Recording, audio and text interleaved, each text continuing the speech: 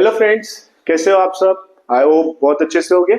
मैं आपका अकरम सर लेकर आया हूँ आज से science and technology part 2 in English medium. बहुत सारे बच्चों के मुझे कमेंट आ रहे थे कि सर आप इंग्लिश मीडियम में भी क्या करो, स्टार्ट करो, हमें बहुत ज्यादा क्या है नीड है उस चीज की। तो हमने क्या किया है, उन बच्चों के कमेंट के बेसिस पे और उनके रिक्वेस्ट के बेसिस पे हम क्या कर रहे हैं, इंग्लिश मीडियम के लिए भी इस चैनल को स्टार्ट कर रहे हैं।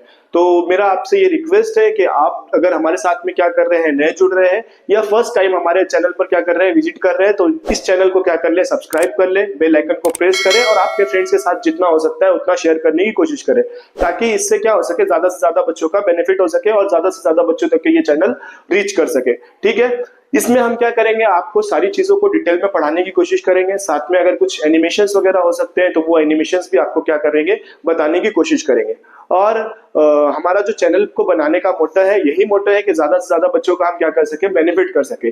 क्योंकि बहुत सारी चीजें ऐसी है जो ऑफलाइन क्लासेस में अवेलेबल नहीं हो पाती है, या फिर बहुत सारे ऐसे बच्चे हैं जो हमारे पास में ऑफलाइन क्लासेस में नहीं आ सकते हैं, तो हम उन तक के ये सारा चीज, ये सारा कंटेंट क्या कर सके, पहुंचा सके। इसके लिए हम क्या कर रहे हैं, इस चैनल को बनाए हैं और ये सारी चीजों को बच्चों तक के क्या कर रहे हैं, प्रोवाइड करने की कोशिश कर रहे हैं। इसके साथ साथ हमारी टीम भी आपको क्या करेगी, हेल्प करती रहेगी। अगर आपको नोट्स चाहिए तो नोट्स वगैरह के लिए आप क्या करें, हमारे टेलीग्राम अकाउंट को, इंस्टाग्राम अकाउंट को और फेसबुक अकाउंट को क्या कर ले, फॉलो कर ले। वहां पर आपको ये सारे चीजों का डिटेल्स बहुत इजीली क्या हो सकता है, मिल सकता है। और साथ साथ में इस चैनल को आपके फ्रेंड्स के साथ में ज्यादा से ज्यादा क्या करें, शेयर करें।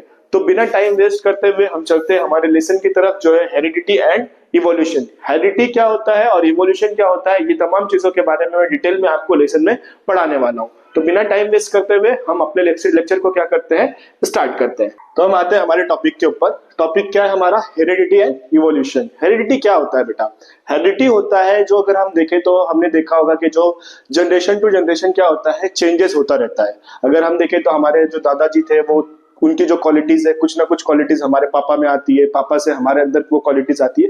तो ये क्वालिटीज कैसे आती है, ये क्वालिटीज आती है हमारी बॉडी में विया जीन्स के थ्रू। हमारे बॉडी में क्या होता है, ये जो कैरेक्टर होता है, वो कैरेक्टर क्या होता है, ट्रांसफर होता है। इसी को हम क्या कहते हैं, हेरिडिटी कहते हैं। ठीक है, यहाँ पर देखो लिखा हुआ है कि the transfer of a biological character from one generation to another via genes is called as a heredity. तो हेरिडिटी समझ में आ रहा है आपको, क्या होता है हेरिडिटी। इवोल्यूशन क्या होता है बेटा, इवोल्यूशन हम उसको कहते हैं जिसमें क्या होता है कि कोई भी ग्रेजुअली चेंजेस हमारे बॉडी में क्या होता है, अकर होता है। यानी हमारे बॉडी में कोई ग्रेजुअल चेंज अगर आता है तो उसे हम क्या कहते हैं, इवोल्यूशन कहते हैं। जैसे अगर हम देख सकते हैं कि कोई बैड कैरेक्टरिस्टिक है हमारे अंदर या कोई गुड कैरेक्टरिस्टिक है, वही क्या हो, जनरेशन टू जनरेशन आगे जाती जाए, तो उसके बेसिस पे हमारे बॉडी में क्या आएगा, कुछ बदलाव आएगा, उसे हम क्या कहेंगे, इवोल्यूशन कहेंगे। जैसे कोई इंसान है, इंसान ने मतलब हम एग्जांपल ले लेते हैं कि पहले का जो इंसान था वो बंदर की तरह था, बंदर की तरह चलता था, लेकिन धीरे धीरे उसके अंदर क्या हुआ, डेवलपमेंट आता गया और डेवलपमेंट आने की वजह से वो क्या हो गया, स्ट्रेट चलना सीख गया। तो ये भी क्या है, एक तरह का इवोल्यूशन है। तो समझ में आ रहा है आपको हेरिडिटी क्या होता है, इवोल्यूशन क्या होता है बारे में। हेरिडिटी क्या है, हेरिडिटी है the transformation of biological character from one generation to another generation via genes is called as a heredity. ये हमें किसने बताया, ये हमें बताया जॉन मिंडल ने, जो कि हमने 9th क्लास से पढ़ा है। आपने पढ़ा होगा ना कि जो मटर था, मटर के जरिए क्या किया गया था, क्रॉस कराया गया था, तो अलग अलग मटर्स वगैरह हमें मिले थे, है ना। अगर नहीं पढ़ा होगा तो हम इसके लिए भी क्या करने वाले हैं, वीडियोस अपलोड करने वाले हैं, आप उसको क्या कर सकते हैं, देख सकते हैं। अब हमें ये तो समझ में आ गया कि हेरिडिटी क्या होता है। नेक्स्ट, हेरिडिटिकल जो चेंजेस होता है, वो चेंजेस क्या होता है, हेरिडिटी की वजह से हमारे बॉडी में जो चेंजेस आते हैं, जो भी फेज क्या होता है, फेज कंप्लीट होने के बाद जो हमारे बॉडी में क्या आया है, चेंजेस आया है, वही क्या कहलाता है, हेरिडिटिकल चेंजेस कहलाता है। इसके बाद है topic transcription, translation and translocation. Transcription क्या होता है बेटा, जिसमें डीएनए से एमआरएनए बनता है, उसे हम कहते हैं, क्या कहते हैं, ट्रांसक्रिप्शन। फिर उसके बाद ऐसी प्रोसेस, जिस प्रोसेस से एमआरएनए से क्या बने, प्रोटीन बने, क्या बने, प्रोटीन, ऐसी प्रोसेस को हम बोलते हैं ट्रांसलेशन। और ऐसी प्रोसेस, जिस प्रोसेस में डीएनए डायरेक्ट क्या करे, प्रोटीन बनाए, उसको हम बोलेंगे ट्रांसलोकेशन। और इस ओवरऑल प्रोसेस को हम बोलते हैं सेंट्रल डॉग्मा। क्या कहते हैं, सेंट्रल डॉग्मा। ठीक है, डीएनए और आरएनए हमने देखा। तो ये डीएनए और आरएनए होता क्या है, ये होता है जेनेटिक मटेरियल जो हमारे बॉडी में क्या होता है, प्रेजेंट होता है। ये क्या करता है, ये हमारे बॉडी में जैसे हमने देखा हेरिडिटी में जो चेंजेस होता है वो किसके थ्रू होता है, विया जीन्स के थ्रू होता है। तो उसमें ये कहीं ना कहीं क्या होते हैं, इन्वॉल्व होते हैं। डीएनए होता क्या है, डीएनए होता है डीऑक्सी राइबो न्यूक्लिक एसिड, जो कि हमारे बॉडी में क्रोमोसोम जो होते हैं वहां पर क्या होता है, प्रेजेंट होता है। ठीक है, हमारा जो डीएनए होता है वो इस तरह का क्या होता है, डबल स्टैंडर्ड का स्ट्रक्चर होता है। इसमें 4 तरह के न्यूक्लियोटाइड है जो हम आगे पढ़ने वाले हैं म्यूटेशन में। ठीक है, आरएनए क्या होता है बेटा, आरएनए होता है राइबो न्यूक्लिक एसिड। ये जो है अभी हमने देखा डीएनए जो है डबल स्टैंडर्ड है, तो आरएनए जो है, आरएनए क्या होता है, सिंगल स्टैंडर्ड होता है। लेकिन इसके अंदर भी क्या होते हैं, 4 न्यूक्लियोटाइड अवेलेबल होते हैं, जिसके बारे में हम डिटेल में नीचे पढ़ने वाले हैं। तो जो आरएनए है, आरएनए को 3 टाइप्स में क्लासिफाई किया गया है, जिसमें हमारे पास में 3 तरह के एमआरएनए होते हैं, सॉरी 3 तरह के आरएनए होते हैं। जो पहला है वो एमआरएनए, दूसरा जो है टीआरएनए,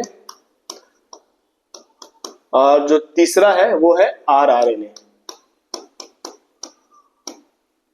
ये इस तरह से 3 आरएनए को क्या किया गया है, क्लासिफाई किया गया है, 3 इसमें बताया जाता है आरएनए को। नेक्स्ट क्या है कि नेक्स्ट है ट्रिपलेट कोडॉन। हमारे बॉडी में जो अमीनो एसिड अवेलेबल होता है, ये अमीनो एसिड क्या करता है, 3 तरह के न्यूक्लियोटाइड के साथ कोड बनाता है। इसी को हम क्या कहते हैं, ट्रिपलेट कोडॉन कहते हैं। ठीक है, इसके अलावा एक इंपॉर्टेंट टॉपिक ये है बेटा कि यहाँ पर आपको एक चीज बताया हुआ है जो एमसीक्यूज वगैरह में आता है कि डॉक्टर हरगोविंद खुराना जो कि इंडियन साइंटिस्ट है, उन्होंने क्या किया था, कंट्रीब्यूशन किया था discovery of triplet codon for 20 amino acid. 20 amino acid के कोडॉन के लिए क्या किया था, अपना कहीं ना कहीं कंट्रीब्यूशन किया था, और उनके साथ में और भी लोग थे, जिसकी वजह से उन्हें क्या मिला था, नोबेल प्राइज मिला था। कब, 1968 में। जो प्रोसेस था ट्रांसक्रिप्शन, ट्रांसलेशन और ट्रांसलोकेशन, मैंने अभी आपको बता दिया था कि जो ट्रांसक्रिप्शन क्या होता है, एमआरएनए से क्या करता है, ट्रांसक्रिप्शन जो होता है वो डीएनए से क्या करता है, एमआरएनए बनाता है, इसको हम ट्रांसक्रिप्शन कहते हैं। ट्रांसलेशन क्या होता है कि एमआरएनए से प्रोटीन बनाता है, उस प्रोसेस को हम क्या कहते हैं, ट्रांसलेशन कहते हैं। और डीएनए से अगर डायरेक्ट प्रोटीन बनाता है तो उसे हम क्या कहते हैं, ट्रांसलोकेशन कहते हैं। और पूरी ओवरऑल प्रोसेस को हम सेंट्रल डोग्मा कहते हैं। इसके बाद नेक्स्ट क्या है, नेक्स्ट इसके बाद है म्यूटेशन। म्यूटेशन कैसे होता है बेटा, म्यूटेशन हमारे बॉडी में जो डीएनए होता है, डीएनए में जो है हमारे 4 तरह के क्या होते हैं, न्यूक्लियोटाइड्स होते हैं, जिसमें हमारे पास थायमिन, एडेनाइन, साइटोसिन और ग्वानिन, ये 4 क्या होते हैं, सीक्वेंस में वहां पर अवेलेबल होते हैं। लेकिन इनके सीक्वेंस को इंटरफेयर करने की वजह से या इसके सीक्वेंस में चेंजेस आने की वजह से क्या होता है, कुछ चेंजेस नजर आते हैं। इसी को हम क्या कहते हैं, म्यूटेशन कहते हैं, डिली म्यूटेशन। इसमें जैसे इसका एग्जांपल है, हमारे आसपास में कोई वायरस है, जैसे हम कोरोना वायरस का एग्जांपल ले लेते हैं। ये कोरोना वायरस है, तो उसी को अगर हमें क्या करना है, ठीक करना है, उस वायरस का हमें एंटीडोट निकालना है। तो एंटीडोट निकालने के लिए हम क्या करेंगे, उस वायरस का यूज करके उसके जेनेटिक में हम क्या करेंगे, चेंजेस करेंगे। उस चेंजेस के बेसिस पे हमें क्या मिल जाएगा, उसका एंटीडोट मिल जाएगा। इसको हम क्या कहते हैं, म्यूटेशन कहते हैं। ठीक है, एंड हमारे बुक में भी कुछ एग्जांपल दिए हुए हैं, जैसे यहाँ पर बताया हुआ है कि जो म्यूटेशन है, म्यूटेशन जो करता है, कुछ कॉजेस करता है द जेनेटिक डिसऑर्डर लाइक का सिकल एंड एनीमिया। एनीमिया में क्या होता है कि हमारे जो आरबीसीज होते हैं वो सुकड़ जाते हैं। ठीक है, हमारे बॉडी में प्रेजेंट होता है, जो हमारा ब्लड सेल होता है, ये ब्लड सेल क्या होता है, आरबीसी होता है। इस बीमारी की वजह से क्या होता है कि ये जो सेल है वो क्या हो जाता है, सुकड़ना स्टार्ट होता है, जिसकी वजह से हमें बहुत सारे डिजीज हो सकते हैं या हमें बहुत सारी प्रॉब्लम हो सकती है। नेक्स्ट हमारे पास में इवोल्यूशन। इवोल्यूशन क्या होता है बेटा कि gradually changes in our body. ठीक है, हमारे बॉडी में जो ग्रेजुअली चेंजेस होते हैं उसको हम क्या कहते हैं, इवोल्यूशन कहते हैं। ये इवोल्यूशन थोड़े टाइम में नहीं होता है, इसको होने के लिए क्या लगता है, बहुत ज्यादा टाइम, लॉन्ग पीरियड लगता है। ये लॉन्ग पीरियड में क्या होता है, इवोल्यूशन होता है। जैसे कोई जेनेटिक में अगर ट्रांसफॉर्मेशन हो रहा है तो वो ट्रांसफॉर्मेशन एक जनरेशन से दूसरे जनरेशन में ही नहीं होता है, बल्कि वो उसको ग्रेजुअली क्या होता है, बहुत ज्यादा टाइम लगता है। जैसे ये 10 दिन में, 1 महीने में, 1 साल में नहीं होगा, बल्कि इसको होने के लिए हजारों साल भी लग सकते हैं, 100 साल भी लग सकते हैं। मतलब इसको कम से कम क्या लगता है, बहुत ज्यादा टाइम लगता है। ये लॉन्ग पीरियड क्या करता है, कंज्यूम करता है। इसी को हम क्या कहते हैं, इवोल्यूशन कहते हैं। तो अब हमारे पास एक थ्योरी है, जिस थ्योरी में हमें बताया है कि 3.5 बिलियन ईयर अगो लाइफ जो है एग्जिस्ट ही नहीं करती थी अर्थ पर। लेकिन उसके बाद एक जो बैक्टीरिया है वो पानी में कहीं पाया गया। वो बैक्टीरिया धीरे धीरे अपनी डेवलपमेंट करके जो है अर्थ पर क्या किया, जो ह्यूमन बींग्स है, प्लांट्स है, इनको डेवलप करने में क्या किया, हेल्प किया। जहां पर हमें यहाँ पर बताया गया कि वो क्या होता है, कॉम्प्लेक्स कंपाउंड में क्या करता है, अपने आप को इन्वॉल्व करता है, मतलब ट्रांसफर करता है, और जिसके बेसिस पे हमें क्या होता है, बैक्टीरिया से प्लांट, एनिमल्स और इंसान, ये सारी चीजें क्या हुई है, बनी हुई है। तो इस वजह से क्या हुआ कि अलग अलग स्पेशीज क्या हुई, जनरेट हुई। अब स्पेशीज क्या होता है, अलग अलग हम कह सकते हैं कि अलग अलग टाइप के एनिमल्स, प्लांट्स और जो भी चीजें हैं वो अलग अलग जो हमारे अर्थ पर क्या है प्रेजेंट है वो क्या कहलाएगी, स्पेशीज कहलाएगी। तो ये स्पेशीज उस बेसिस पर क्या हुई, यहाँ पर ग्रोथ करी और ग्रोथ करने के बाद वो क्या हो गई, अलग अलग स्पेशीज में डिवाइड हो गई। जैसे हम यहाँ पर बोल सकते हैं कि जो सबसे छोटा स्पेशीज है वो क्या है, अमीबा है, पैरामीशियम है, ये सारी चीजें क्या है, छोटी से छोटी स्पेशीज। और अगर हम देखें तो मेन एंड जाइंट व्हेल, ये सारी चीजें जो है वो बड़ी स्पेशीज में काउंट की जाती है, ठीक है।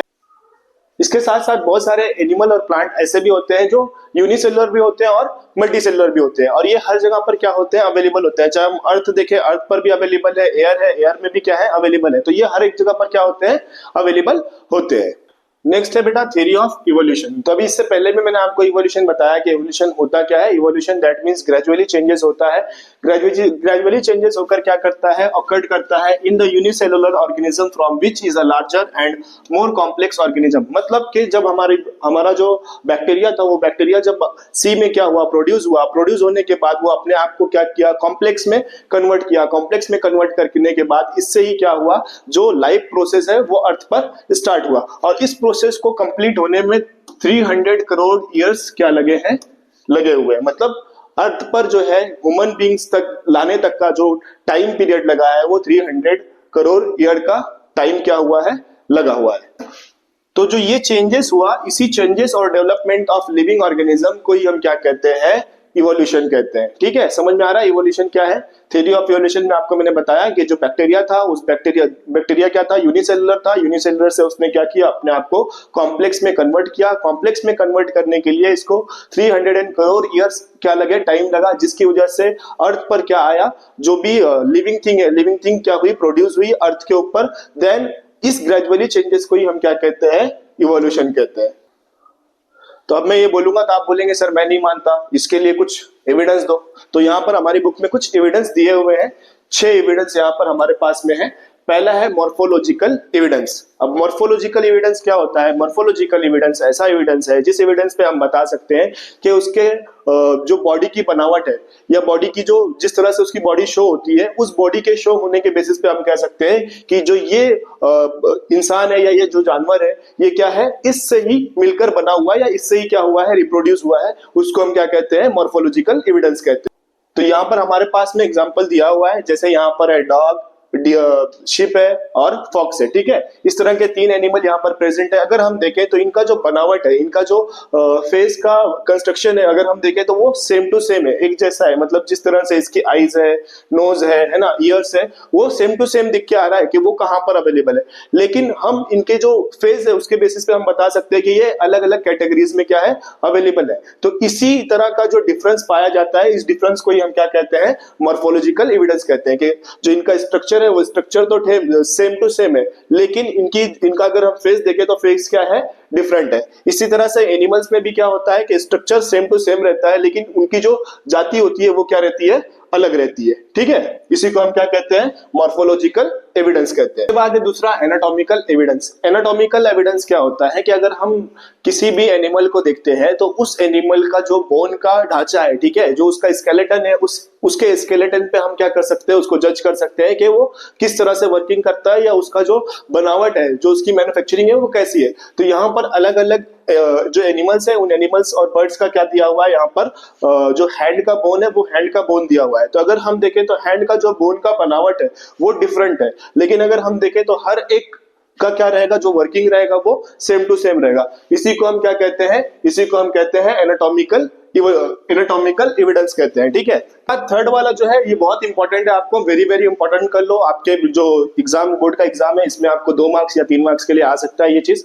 तो सबसे पहले वेस्टल ऑर्गन हम किसे कहते हैं, वेस्टल ऑर्गन हम ऐसे ऑर्गन को कहते हैं जो हमारे बॉडी में तो प्रेजेंट होते हैं लेकिन वो हमारे किसी भी यूज में नहीं आते हैं। इसी को हम क्या कहते हैं, वेस्टल ऑर्गन कहते हैं। जैसे यहाँ पर आपको बताया हुआ है अपेंडिक्स, ठीक है, अपेंडिक्स हो गया, विजडम टीथ हो गया, टेल बोन हो गया, ईयर मसल्स हो गया। ये सारी के सारे जो चीजें हैं हमारे बॉडी में तो प्रेजेंट होते हैं लेकिन इसका कोई भी यूज नहीं होता है। इसी को हम क्या कहते हैं, इसी को हम कहते हैं वेस्टल ऑर्गन्स, ठीक है। समझ में आया क्या होता है वेस्टल ऑर्गन्स? बट कुछ ऐसे भी एनिमल्स हैं जिनमें ये सारी चीजें अवेलेबल होती है और उनके लिए क्या करते हैं, वो वर्क करते हैं। जैसे अपेंडिक्स, अपेंडिक्स जो है वो सेलुलोज को क्या करता है, डाइजेस्ट करने में हेल्प करता है बहुत सारे ऐसे एनिमल्स में। जैसे आपने देखा होगा कि बहुत सारे एनिमल्स होते हैं जो एट द सेम टाइम में क्या करते हैं, बहुत ज्यादा खाना खा लेते हैं, लेकिन खाना खाने के कुछ टाइम के बाद वो क्या करते हैं, जुगाली करते रहते हैं, उस चीज को बार बार चबाते रहते हैं। तो वो जो होता है वो किसके जरिए होता है, अपेंडिक्स के जरिए होता है। ठीक है। दूसरा टेल बोन, आपने बहुत सारे ऐसे एनिमल्स देखे होंगे जिसमें क्या रहती है, दुम निकली हुई रहती है, पूंछ निकली हुई रहती है ना। जैसे आपने कुत्ता देखा होगा, मंकी देखा होगा, है ना। ये सारी चीजों में क्या रहता है, टेल बोन अवेलेबल रहता है और उनका कुछ ना कुछ क्या रहता है, यूज रहता है। जैसे मंकी क्या करता है, बहुत सारे जो ट्रीज होते हैं, ट्रीज पे लटकने के लिए अपने टेल्स का क्या करता है, यूज करता है। तो ऐसे बहुत सारे एनिमल्स है जिसमें क्या रहता है, ये सारी चीजें अवेलेबल होती है और उनके वर्किंग में भी यूज आती है। लेकिन इंसान में, ह्यूमन बींग्स में ये सारी चीजें क्या होती है, यूज नहीं आती है। इसकी वजह से इसे क्या कहा गया है, वेस्टिजियल ऑर्गन कहा गया है। ठीक है। इसके बाद है पैलेंटोलॉजिकल एविडेंस। इसमें हमें पता चलता है बेटा कि कोई एनिमल्स जो थे वो एनिमल्स हमारे अर्थ पर प्रेजेंट थे। जैसे हम कहते हैं कि हमारे अर्थ पर डायनासोर वगैरह भी अवेलेबल थे। तो वो हमें कैसे पता चलता है, ये जो होता है किसी भी नेचुरल डिजास्टर की वजह से ये जो एनिमल्स है वो एनिमल्स क्या हो जाते हैं, डाइज हो जाते हैं। जैसे वोल्केनो फूट जाना या फिर क्या ना फ्लड आ जाना या कोई भी डिजास्टर हो गया, उस डिजास्टर के बेसिस पे क्या हो गया, वो जो एनिमल है वो एनिमल क्या हो गया, डाई हो गया। लेकिन जब हमने क्या किया, कहीं कंस्ट्रक्शन चल रहा था या कहीं कोई रिसर्च चल रही थी, उस रिसर्च के बेसिस पे वहां पे क्या किया गया, खुदाई की गई और वहां पर उनके क्या मिले, हमें बोन्स मिले। तो हम उससे हम क्या कर सकते हैं, पता लगा सकते हैं कि ये एनिमल जो था कुछ टाइम पहले या कुछ सालों पहले यहाँ पर क्या था, ये भी एग्जिस्ट करता था। इसी को हम क्या कहते हैं, पैलेंटोलॉजिकल एविडेंस कहते हैं। ठीक है। तो हमें कैसे पता चलेगा जो भी एनिमल है, ये एनिमल इतने टाइम पहले या इतने ईयर अगो क्या हुआ है, डाई हुआ है। तो इसके लिए हमारे बॉडीज में कार्बन 12 एंड कार्बन 14 क्या होते हैं, प्रेजेंट होते हैं। ये क्या होता है, कार्बन 12 जो है वो कंटिन्यूली क्या करता है, कंसिस्टली क्या करता है, प्रोड्यूस करता है C12। ठीक है। लेकिन जैसे क्या होता है, कोई भी एनिमल डाई करता है तो कंजप्शन ऑफ कार्बन क्या हो जाता है, खत्म हो जाता है। दैट मीन्स कार्बन 12 जो है वो बनना क्या हो जाता है, बंद हो जाता है। और जिसके बेसिस पे हम क्या कर सकते हैं, पता कर सकते हैं कि ये जो एनिमल है इसको डाई हुए, मरे हुए कितना लंबा टाइम हो चुका है या कितना पीरियड हो चुका है। किसके बेसिस पे वो पता चलता है, कार्बन 12 के बेसिस पे। और उसके जो बॉडी होती है, बॉडी में क्या रहता है, कार्बन 14 रहता है, जिससे मैच किया जाता है और मैच करके हम क्या कर सकते हैं, पता कर सकते हैं कि इसको कितना लंबा टाइम हो चुका है। ठीक है। इसी को हम क्या कहते हैं, कार्बन डेटिंग भी कहते हैं। क्या कहते हैं, कार्बन डेटिंग कहते हैं। तो समझ में आया ये चीज, इंपॉर्टेंट है, 2 मार्क्स के लिए आपको पूछ सकता है, what is carbon dating. Now next हमारे पास में है कि यहाँ पर कुछ इराज बताए हुए हैं, उन इराज में कौन से एनिमल सबसे ज्यादा उस टाइम में अवेलेबल थे, उसके बारे में हमें क्या किया गया है, डिटेल में बताया गया है। जैसे हम यहाँ पर देखें तो सेनोजोइक एरा, इस एरा में जो है अवेज और मैमल्स, ये दोनों चीजें क्या थी, बहुत ज्यादा अवेलेबल थी। जैसे कि रैबिट है, बर्ड्स है, ये सारे क्या होते हैं, पहले इसमें आते हैं। नाउ सेकंड इसमें अगर हम देखें मेसोजोइक एरा, मेसोजोइक एरा में जो है स्नेक हो गया, हमारा जो है डायनासोर हो गया, ये सारी चीजें क्या थे, अवेलेबल थे, जिसको हम रेप्टाइल्स कहते हैं। नाउ थर्ड जो है वो है पैलाजोइक एरा। पैलाजोइक एरा में एमेफिबिया और पिसेस, एमेफिबिया और पिसेस ऐसे एनिमल्स होते हैं जो कि पानी में भी रह सकते हैं और अर्थ पे भी रह सकते हैं। ठीक है। एंड इनवर्टिब्रेट्स ऐसे एनिमल्स होते हैं जिनके अंदर क्या होता है, बैकबोन अवेलेबल नहीं होता है, उसको हम क्या कहते हैं, इनवर्टिब्रेट्स कहते हैं। ठीक है। नेक्स्ट इसके बाद हमारा है topic number 5, connecting links. Connecting links हम उसे कहेंगे जिसमें दो एनिमल्स के कैरेक्टर आपस में क्या होते हैं, मिलते हैं, उसे हम क्या कहते हैं, कनेक्टिंग लिंक कैसे कहते हैं। जैसे कि यहाँ पर हमारे पास में कुछ एग्जाम्पल है। एग्जाम्पल क्या है हमारे पास में, हमारे पास में एग्जाम्पल है कि जो हमारा पेरिपेटस होता है, ये connecting link between Annelida and arthropoda में। ठीक है। और दूसरा जो डक बिल है वो प्लेटिपस और लेस एक्स लाइका रेप्टाइल्स और मैमल्स, इसकी तरह क्या करता है, अपने आप को शो करता है। नाउ जो थर्ड वाला है जो lung fish is perform a respiration with the lungs irrespective of a being fish. Like वो क्या करता है, जो लंग फिश जो है, लंग फिश क्या करता है, जो रेस्पिरेशन है वो रेस्पिरेशन क्या करता है, लंग से करता है, लेकिन बाकी अदर्स वाले क्या करते हैं, लंग से नहीं करते हैं। ठीक है। तो इस तरह से इनमें क्या है, कोई ना कोई कनेक्शन है, जिस कनेक्शन के बेसिस पे हम कह सकते हैं कि ये एनिमल्स एक दूसरे से क्या है, मिलते जुलते हैं। इसी को हम क्या कहते हैं, कनेक्टिंग लिंक्स कहते हैं। Now 6 embryological evidence. Embryological evidence क्या होता है कि जब कोई बेबी क्या होता है, ग्रो करता है इन एम्ब्रियो, एम्ब्रियो में क्या करता है, कोई बेबी ग्रो करता है, तो उनका जो फर्स्ट स्टेज रहता है वो सेम टू सेम रहता है। जैसे कि यहाँ पर आप देख सकते हैं कि सारे के सारे बेबीज का जो है एम्ब्रियो में फर्स्ट स्टेज क्या है, सेम टू सेम है। लेकिन जैसे जैसे वो डेवलप करता है, डेवलप करने के बाद इनका जो कैरेक्टर होता है अकॉर्डिंग टू देयर पेरेंट्स क्या होने लग जाता है, चेंज होने लग जाता है। जैसे ह्यूमन है तो ह्यूमन की तरह, ठीक है, फिश है तो फिश की तरह। दैट मीन्स जो भी क्या होगा, स्पेसीज होगा, उस स्पेसीज के अकॉर्डिंग क्या करेगा, वो अपने आप को जनरेट करेगा। इसी को हम क्या कहते हैं, एम्ब्रियोलॉजिकल एविडेंस कहते हैं। तो यहाँ पर मैंने आपको 6 तरह का क्या बताया, एविडेंस बताया। ये 6 के 6 एविडेंस बेटा बहुत ज्यादा इंपॉर्टेंट है, इसको क्या कर लो, अच्छे से लर्न कर लो। ये आपके पेपर में 2-3 मार्क्स के लिए पूछ सकता है, और अगर आपको लर्न रहेगा तो आप बहुत इजीली क्या कर सकते हो, इसको लिख सकते हो। ठीक है, आप सबके लिए बेटा बहुत ज्यादा मेहनत की जा रही है, तो आप लोग भी क्या करें, हमें सपोर्ट करें, हमारे चैनल को क्या करें, सब्सक्राइब करें, बेल आइकन को प्रेस करें, और आपके फ्रेंड्स के साथ जितना हो सकता है बेटा इसको शेयर करने की कोशिश करें।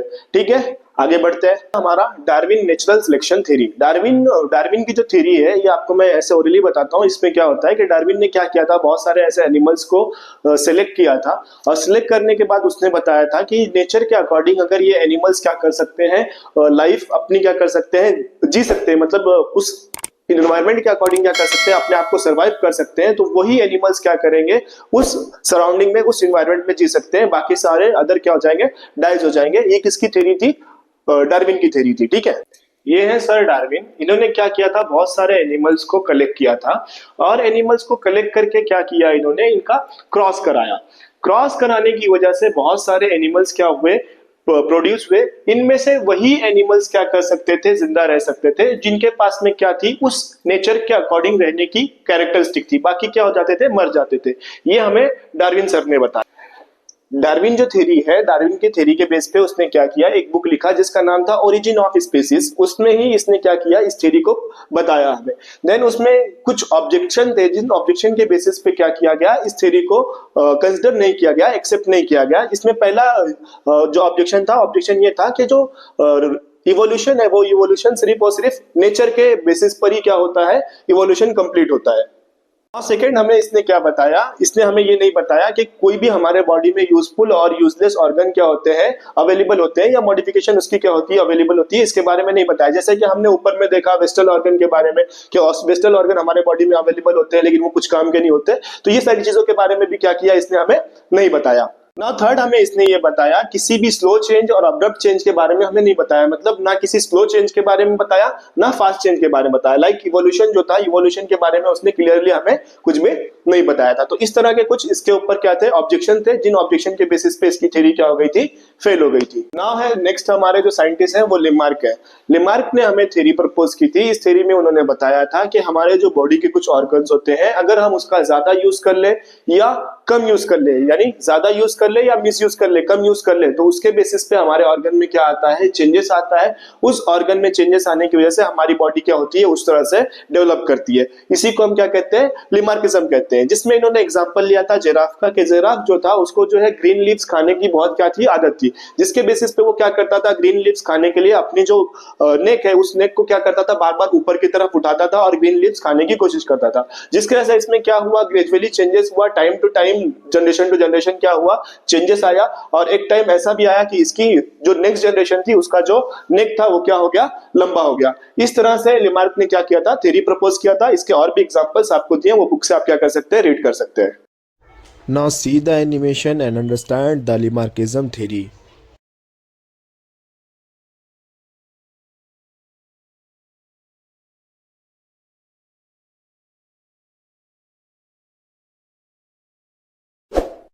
नेक्स्ट इसके बाद है स्पेशिएशन। स्पेशिएशन क्या होता है बेटा, इसमें जो भी एनिमल क्या कर रहा है, अपना रिप्रोडक्शन कर रहा है, और रिप्रोडक्शन के बाद उसकी जो न्यू जनरेशन है, उसके अंदर कुछ अगर चेंजेस आ रहा है, ग्रेजुअल चेंजेस आ रहा है, तो एक न्यू स्पीसीज बन जाएगी, है ना, एक नई नस्ल बन जाएगी। तो उस नस्ल में क्या चेंजेस आया है, किस बेसिस पे चेंजेस आया है, वो जो होता है वो क्या कहलाता है, स्पेशिएशन कहलाता है। ठीक है, नेक्स्ट हमारा क्या है, ह्यूमन इवोल्यूशन। ह्यूमन इवोल्यूशन क्या होता है बेटा, अभी आपको मैंने इतना सारा कहानी बताया, वही सारी चीजें वापस है कि ह्यूमन इवोल्यूशन में हम देखते हैं कि जो ह्यूमन है वो अर्थ पर किस तरह से आया। तो अब मैंने आपको पहले ही बताया कि ह्यूमन का अर्थ पे आने का सबसे जो बड़ा जो जरिया था वो क्या था कि जो बैक्टीरिया है, वो बैक्टीरिया क्या हुआ, यूनिसेलुलर से मल्टीसेलुलर में क्या हुआ, कन्वर्ट हुआ, जिससे क्या हुआ कि लाइफ पर क्या आया, लिविंग थिंग का एग्जिस्टेंस हुआ।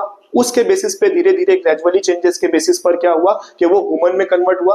ह्यूमन में कन्वर्ट होने के बाद धीरे धीरे वो अपने आप को क्या किया, अलग मतलब स्टैंडर्ड वाले ह्यूमन में क्या किया, कन्वर्ट किया, जिसका नाम क्या था, नेंडरथल, जिसके पास क्या था, सबसे ज्यादा आईक्यू लेवल था, जिसने ही क्या किया, आग जलाना सीखा, ना कपड़े पहनना सीखा, खाने को बनाकर खाना सीखा। मतलब बहुत सारी ऐसी जो इन्वेंशंस थे, वो इन्वेंशंस नेंडरथल के जरिए क्या किया गया था। तो ये एक हिस्टोरिकल पार्ट ऑफ व्यू है, इसको अगर आप एक बार क्या करेंगे, पढ़ भी लेंगे तो आपको बहुत इजीली समझ में आ जाएगा।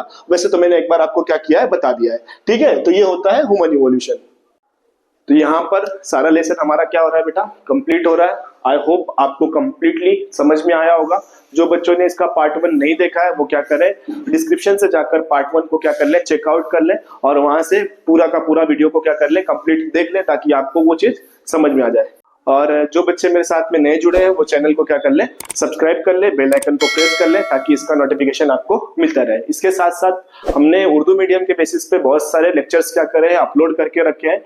आपको इंग्लिश मीडियम वालों को भी समझ में आएगा। अगर आपको हिस्ट्री, ज्योग्राफी या मैथ्स 1, मैथ्स 2 पढ़ना है, वो सारी चीजें अपलोड करके रखी हुई है, आप उसको क्या कर सकते हैं, चेक कर सकते हैं। आपके लिए भी काम किया जा रहा है। आने वाले टाइम में हम क्या करेंगे, वो चीजों को भी इंग्लिश में भी अपलोड करेंगे, लेकिन आपकी पढ़ाई ना रुके, इसके लिए हमने इस चीज को क्या किया है, इंट्रोड्यूस कर रहा हूं मैं आपको कि आप क्या कर सकते हैं, वहां पर जाकर उस चीज को पढ़ सकते हैं। इवन हिस्ट्री और ज्योग्राफी अगर आप टेक्स्ट बुक लेकर क्या करते हैं, बैठते हैं, तो आपको बहुत आसानी से क्या होगा, समझ में आएगा।